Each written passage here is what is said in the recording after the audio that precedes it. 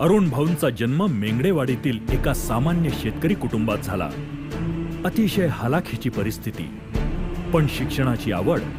यामुळे मंचरच्या अण्णासाहेब आवटे कॉलेजमधून BA पर्यंत शिक्षण त्यांनी पूर्ण केलं.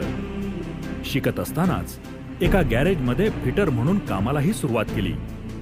घर चालवायचंय, शिक्षणही सुरू ठेवायचंय, त्यासाठी कामही करायचं. यामुळे आलेली परिस्थिती कशी हाताळायची याचं शिक्षण त्यांना आपोआपच मिळत गेलं. जीपवर काही काळ त्यांनी ड्रायव्हर म्हणूनही काम केलं.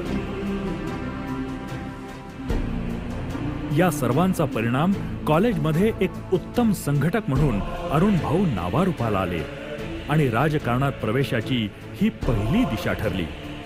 श्री श्री रविशंकरजींचे आर्ट ऑफ लिव्हिंगच्या माध्यमातून व्यसनमुक्तीसाठी अरुण भाऊंनी कार्य सुरू केलं आणि अनेक युवकांना व्यसनाच्या विळख्यातून मुक्तही केलं.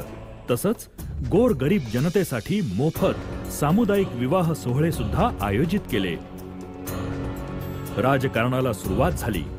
पारगाव अवसरी गटातून जिल्हा परिषदेसाठी निवडूनही आले आणि सुरू झाला विकास कामाचा धडाका. तालुक्यातीलच नव्हे तर जिल्ह्यातील अनेक नेत्यांचे अरुण भाऊंकडे लक्ष वेधले गेले. या विकास कामांमुळे जसे अनेक कार्यकर्ते अरुण भाऊंनी जोडले, तसे अनेक जीवाभावाचे मित्र सुद्धा त्यांनी मिळवले. अत्यंत नम्र स्वभावाच्या अरुण भाऊंचा जनसंपर्क दांडगा आहे आणि हीच त्यांची ताकदही आहे. त्यांनी भेट दिली नाही असं एकही गाव आपल्या तालुक्यात सापडणार नाही. आपण जनतेचे सेवक आहोत ही भावना कायमच त्यांच्या मनात असते आणि ते ही कृतीतूनही उतरवतात. राजकारणात असताना त्या कार्यकर्त्यानं नागरिकांची काळजी घ्यायची असते. परिसराचे प्रश्न सोडवायचे असतात. समाजातल्या प्रत्येक स्तरातल्या व्यक्तीचा विचार डोक्यात ठेवायचा असतो. अरुण भाऊ नेमकं हेच करतात.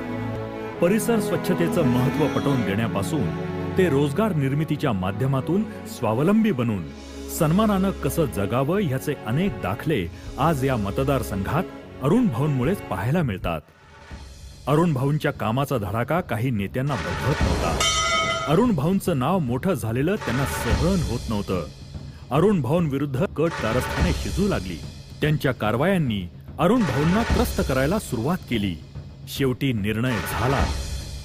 राष्ट्रवादीला रामराम ठोकून अरुण भाऊंनी शिवसेनेचं शिवधनुष्य हाती घेतलं.